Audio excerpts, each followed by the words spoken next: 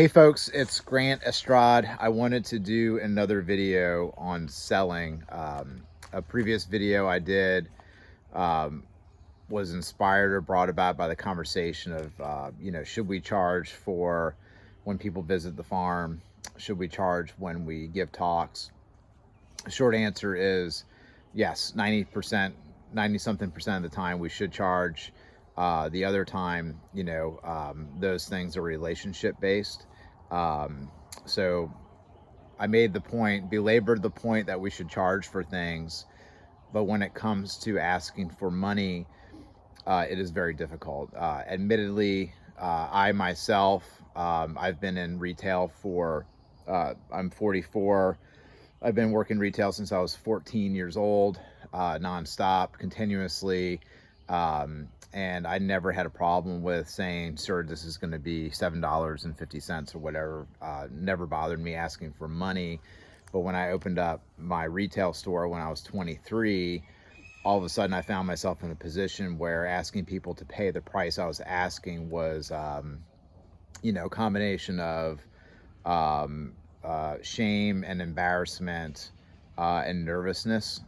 Now, I got over that fairly quickly because I realized that we had bills to pay, but that sense is still there, especially when we're selling to family or friends.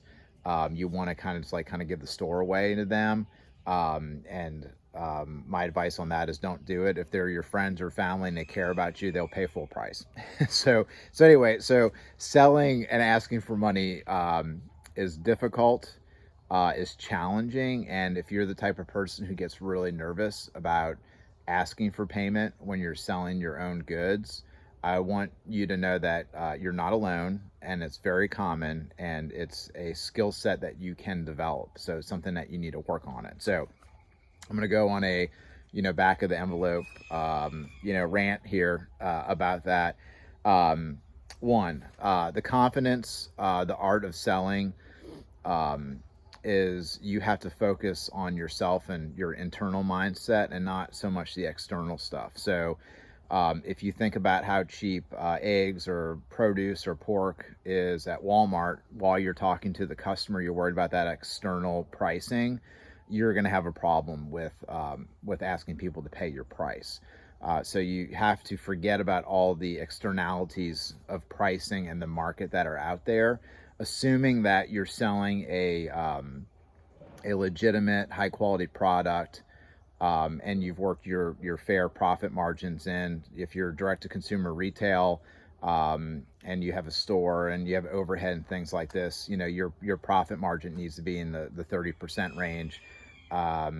Assuming that you've done the numbers correctly and assuming that you're confident in your numbers and you're asking a fair price for the, relative to the product that you're providing, all of these things, assuming all of these things, do not worry about the external factors, worry about the internal, right? Focus on, your thoughts and feelings, and focus on the relationship that you're having with your customer. So if you're having trepidation and you're nervous about asking people for asking people to pay the price that you're asking, know that that's an internal self-confidence situation that you need to work on yourself. It has everything to do with your mindset and your confidence and everything else. So I'm not going to go into a big, psychoanalysis thing on that, but just know that if you're feeling that way, there's work that you can do, and you should ask yourself, why am I feeling this way? And it might bring up some stuff for you that you can work on. So anyway, so we're in a situation where we're saying, sir, ma'am, that's going to be, $55, please. Know that everybody has the negative self-talk, and know that it requires practice to get over that. How do we practice? Okay, so there are actually some old school sales tools, strategies out there, resources out there. My favorite sales strategy is stuff by Zig Ziglar. He pushes, honest, direct communication, selling a quality product, and and talks about how you should not be a shady salesperson. So, and I'm gonna verbalize that here. Do not be a shady used car, salesperson where you're selling people junk. As long as you don't do that, then that's a way to build up confidence. Know that you're selling a quality product, right?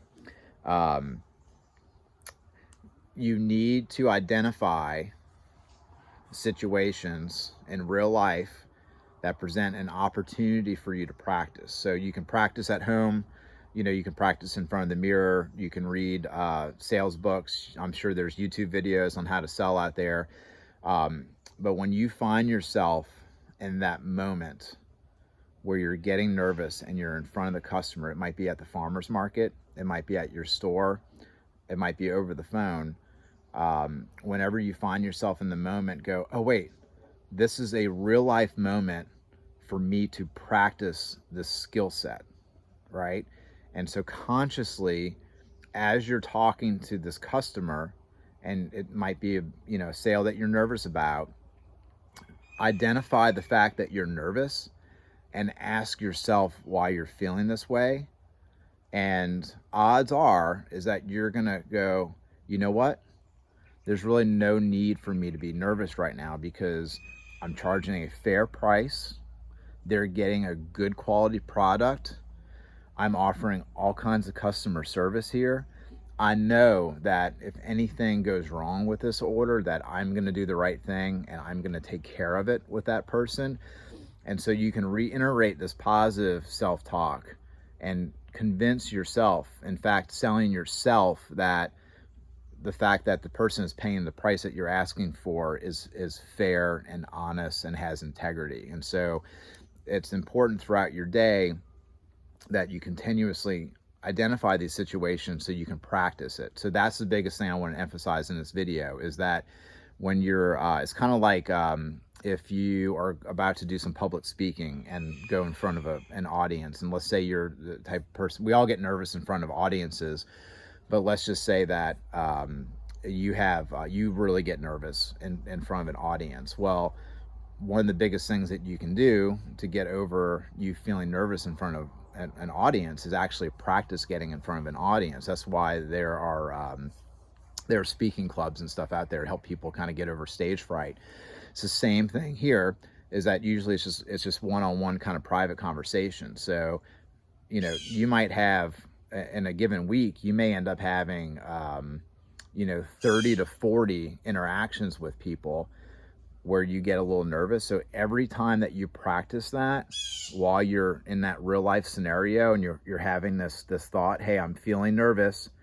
Why am I feeling nervous? Is me feeling nervous about this sale and asking the price that I'm asking, is that justified? Or is that just me having a lack of confidence, kind of like, hang up nervousness, emotional reaction? And you can be like, oh yeah, I am kind of having an emotional reaction right now. And it's not based in fact, it's not logical whatsoever. It's just me being nervous about asking the pricing because, this person is buying a little piece of me, right? So we all go through that. So again, if you practice this at every opportunity, at every sales interaction that you have, and you get the repetitions in, and so it's like any other practicing skill set, the more reps you get in, the faster you're going to get better. And then the better, the better and better and better you're going to get, right? To the point to where when you say, somebody says, hey, how much is your ground beef, right? And you go, well, sir or ma'am, our ground beef is $9.50 a pound. If you buy a 2-pack, it's blah, blah, blah. And they go, that's really expensive. And you can go, you know what? It is. It's a great quality product. This is how we raise the animals. You can kind of give them your justification on why you're asking those prices. And they can say, you know what, this is too expensive for me. And be like, you know what, I understand, no problem. Whenever you're ready to buy from us, we're here for you. And then you can just very politely get off the conversation. You'll get to the point where you're able to do that, instead of what some people do is start dropping the price immediately and they give away the store, right? And so that's what we're trying to avoid. So the moral of the story here is identifying how you're feeling, understanding that it's an emotional feeling, it's not logical.